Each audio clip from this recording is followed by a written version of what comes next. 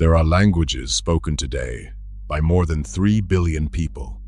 English, Spanish, Russian, Hindi, Persian, Greek. Languages that rose on different continents, shaped by different climates, different empires, different centuries of isolation. They sound nothing alike. And yet, beneath the surface, at the level of root words and grammatical structure, they are the same language, the same word for father, the same word for mother, the same word for king. The same underlying architecture, repeated across a geographic range stretching from the western coast of Ireland to the Indus Valley of India. This is not coincidence. It is a signature. The signature of a single ancestral population that spoke a single ancestral tongue, expanded across Eurasia with a speed and scale that reshaped the genetic and cultural makeup of entire continents, and then, for the most part, vanished. No cities, no written records, no monuments with their name on them, just the echo of their language, still audible 3 billion times a day. For 2 centuries, scholars have been trying to find them. Linguists reconstructed their vocabulary. Archaeologists searched the landscape for their campsites and burial mounds. And in the last decade, geneticists extracted their DNA from bones pulled out of the earth and sequenced it. Each discipline found pieces. None of them, working alone or together, has closed the case.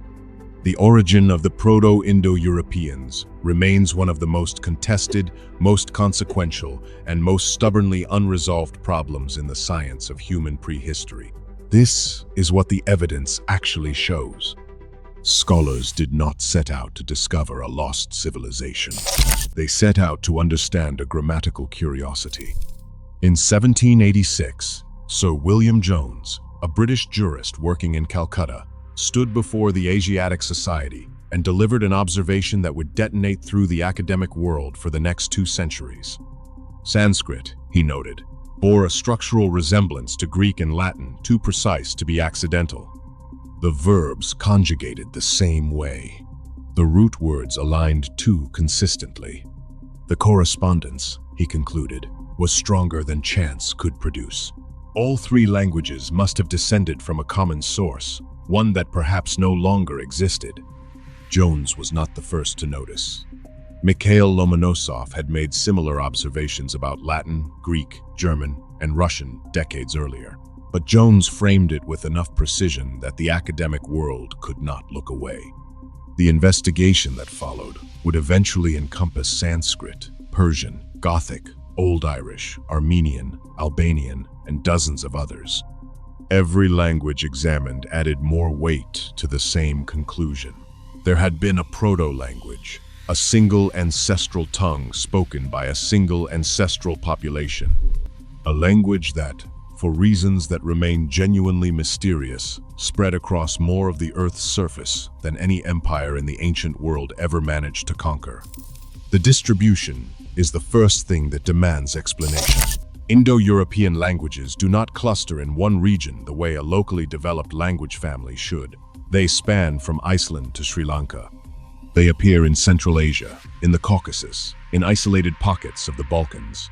Languages separated by thousands of miles and thousands of years of independent development still share core vocabulary that cannot be attributed to borrowing. The word for father in English, Greek, Persian, and Hindi does not sound similar because these cultures traded with each other. It sounds similar because all 4 languages inherited it from the same source, spoken by the same people before any of those cultures existed. That is the mystery in its simplest form. Someone, somewhere, speaking a language we cannot directly recover, produced every tongue that 3 billion people speak today. The question is who? The question is where? And after 2 centuries of searching, the answer remains incomplete. The search for the Proto-Indo-European homeland did not begin with genetics. It began with horses. In the late 19th century, German philologist Otto Schrader undertook a systematic analysis of the vocabulary shared across Indo-European languages. His method was straightforward. If a word for a specific animal, plant, or technology appears in consistent form across multiple branches of the language family. That word almost certainly existed in the proto-language. And if the proto-language had a word for something, the people who spoke it knew that thing existed. What Schrader found was a language saturated with horses. Cognate words for horse, for riding, for harness gear, for the act of breaking an animal to human control, appeared across Sanskrit, Greek, Latin, Celtic, and Germanic with a consistency that pointed to a single origin. The Proto-Indo-Europeans did not encounter horses after they dispersed. They brought the horse with them, which meant their homeland had to be somewhere horses were native. That pointed to the Pontic-Caspian steppe, the vast belt of flat grasslands stretching from modern Ukraine east through Russia and Kazakhstan. Lithuanian archaeologist Mariha Gimbutas spent decades building the case. The steppe cultures she identified, mobile, pastoral, organized around cattle and horses, burying their honored dead beneath earthen mounds called kurgans, matched the profile the linguistic evidence predicted. These were the people. This was the place. The case strengthened further when researchers identified wheel and wagon technology as another shared Indo-European inheritance. Cognate words for wheel, axle, and wagon appear across nearly every branch of the language family, with one significant exception. The Anatolian branch, the oldest attested branch, lacks them entirely. The implication is precise. The Anatolian branch split from Proto-Indo-European before the wheel was invented. Every other branch inherited wheel vocabulary because they descended from a population that invented it on the steppe after Anatolian had already departed. A 2021 international study involving 150 scientists confirmed that the ancestor of every domestic horse alive today was first broken on the Volga-Don steppe. The first cowboys spoke Proto-Indo-European. The steppe hypothesis had its strongest evidence yet. But the genetics were about to complicate everything. For most of the 20th century, the Indo-European origin debate was conducted without the one category of evidence that could settle it. Linguists had reconstructed the vocabulary. Archaeologists had mapped the cultures. But nobody could look directly at the people. That changed in 2015. Two landmark studies published simultaneously in Nature extracted and sequenced ancient DNA from skeletal remains across prehistoric Europe and the Eurasian steppe. What they found was not subtle. Around 3000 BCE, the genetic composition of Central and Western Europe changed dramatically. A new ancestry component, one that had not been present in European populations before, appeared suddenly and in large quantities. It was steppe ancestry, and it came from the east. The Yamnaya were the population carrying it. A pastoral culture occupying the Pontic-Caspian steppe between roughly 3,300 and 2,600 BCE. The Yamnaya buried their dead beneath earthen mounds, kept vast herds of cattle and horses, and appear to have lived a significant portion of their lives in wagons. They were physically large, genetically distinct from the farming populations already established across Europe, and they moved. Within centuries of their emergence, their genetic signature was appearing in populations thousands of miles from the steppe. The mechanism appears to have been the corded ware culture, a complex that spread across northern and central Europe around 2900 BCE. Corded ware individuals carry steppe ancestry at levels between 40 and 75%.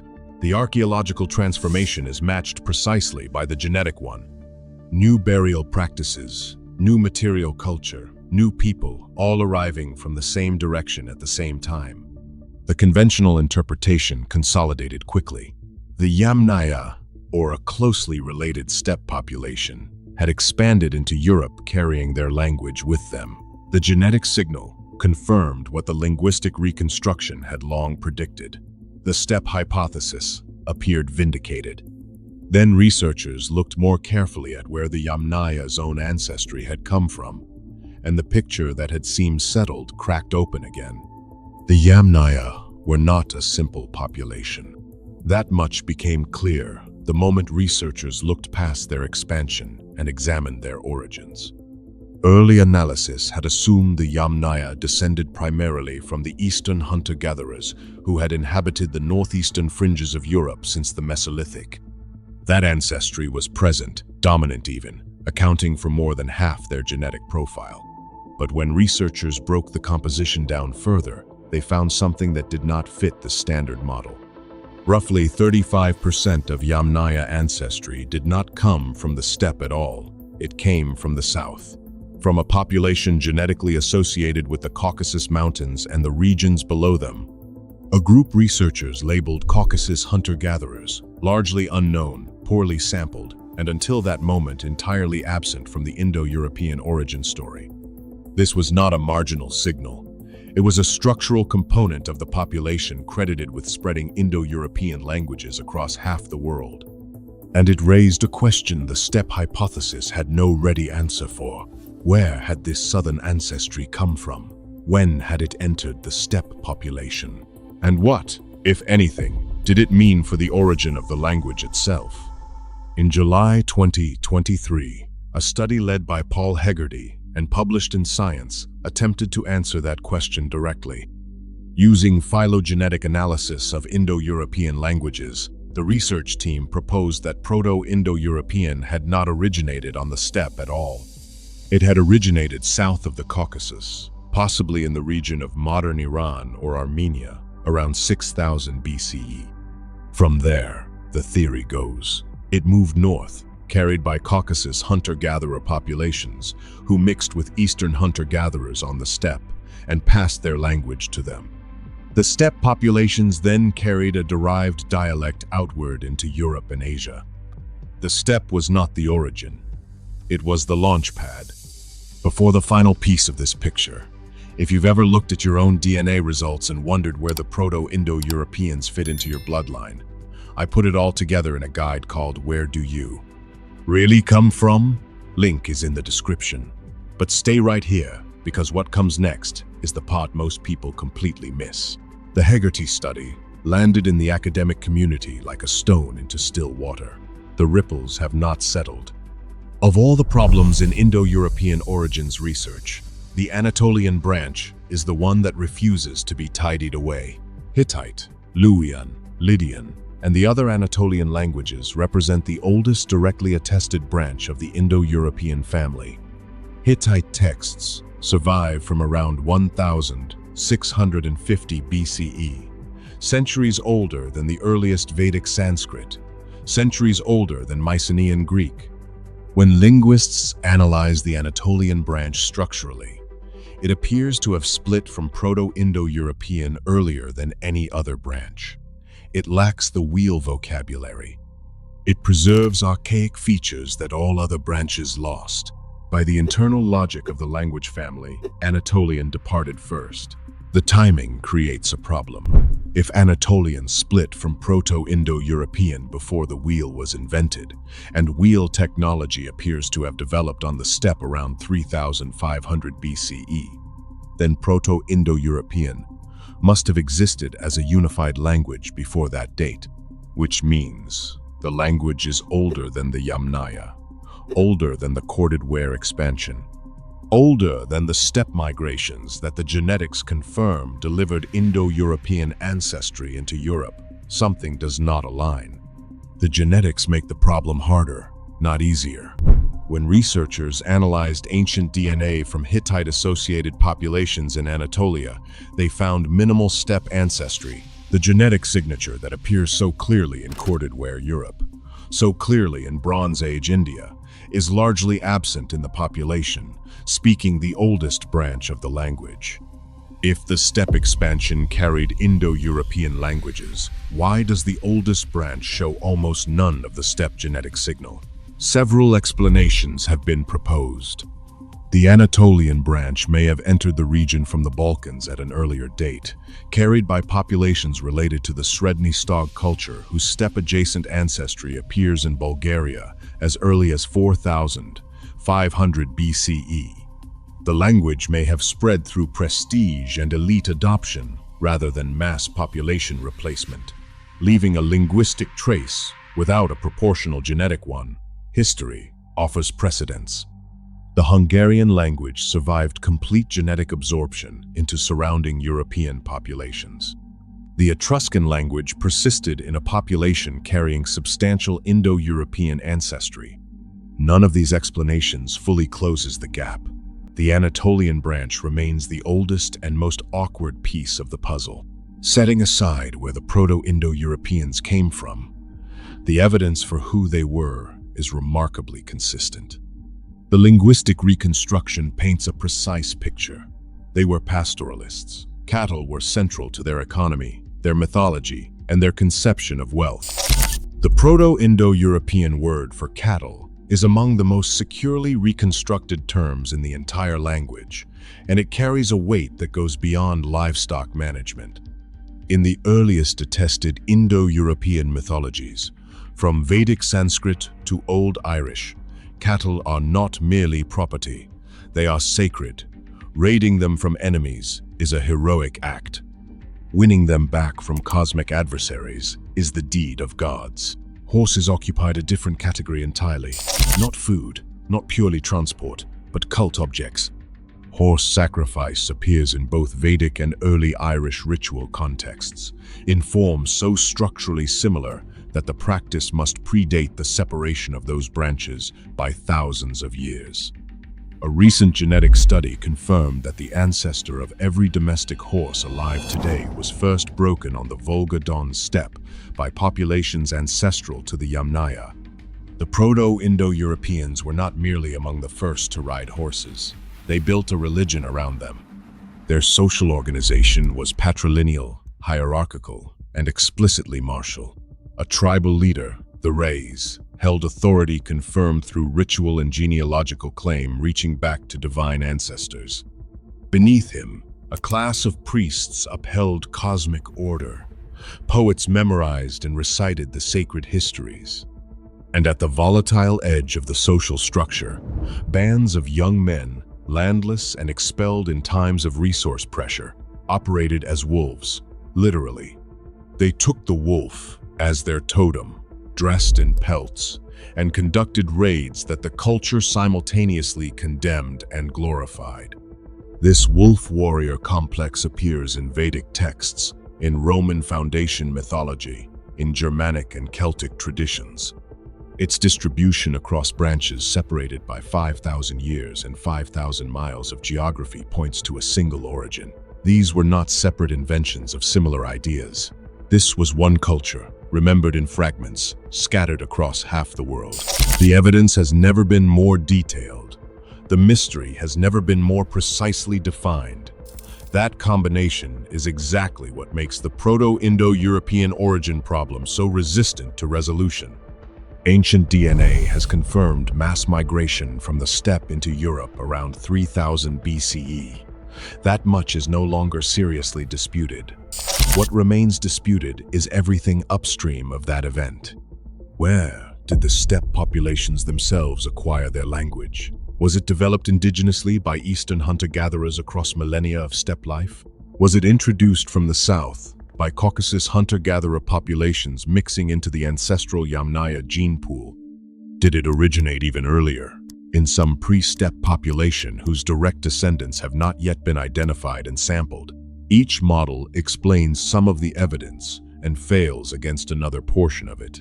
The standard steppe model accounts for the genetic signal in Europe, but struggles with Anatolian. The Caucasus origin model accounts for Anatolian's early split, but cannot fully explain why the language shows such deep steppe cultural signatures, the horse vocabulary, the wheel terminology, the pastoral worldview baked into its very grammar. The out-of-India theories, periodically revived, collapse against the genetic data entirely. The sampling problem compounds everything. Ancient DNA analysis depends on bones surviving in recoverable condition, in excavated sites, in regions where archaeological work has been conducted. Vast stretches of the Caucasus, Central Asia, and the ancient Near East remain severely undersampled. Every significant new dataset has shifted the picture. There is no reason to believe the current picture is final. What the competing models agree on is more significant than what divides them. A real population existed. They spoke a real language. They expanded with a speed and completeness that reshaped the genetics and cultures of Eurasia in ways still measurable today. The disagreement is about the precise mechanism and location of an origin event that occurred before writing, before cities, before any of the record-keeping systems humans later developed to track such things. The case is not cold, it is incomplete, and every year, the ground gives up more evidence. 3 billion people today speak a language whose roots trace back to a population that left no cities, no inscriptions, no monuments with their name carved into them. The Proto-Indo-Europeans existed below the threshold of the historical record, and yet their language is everywhere, in the conjugation of an English verb, in the Sanskrit of a Hindu ceremony, in the Persian of a poem written 1,000 years ago, in the Gaelic of a song older than any nation-state that currently exists. The genetics confirm they were real. The linguistics confirm they were unified. The archaeology confirms they moved. What remains unresolved is the precise origin point of a cultural and demographic expansion that shaped more of the human world than any empire, any religion, or any political movement in recorded history. That unresolved quality is not a failure of the science. It is a measure of the depth of the roots. The event in question occurred at least 5,000 years ago, possibly closer to 8,000, among people who had no system for recording what they were doing or why. The traces they left are molecular, structural, linguistic, recoverable only through technologies that did not exist a generation ago and are still being refined. What the evidence shows is a population of extraordinary consequence operating in a period of extraordinary obscurity. Pastoralists on a vast grassland, warriors organized around horses and cattle and sacred kingship, moving outward across a continent and beyond, carrying a language that would eventually become the primary medium of human thought across half the earth. The mystery is not that we cannot fully explain them. The mystery is that they happened at all. That a nameless people on a prehistoric steppe produced the tongue that billions of human beings still use every day without knowing whose voice they are carrying forward. The roots go deeper than history. The question of where they begin has not yet found its final answer.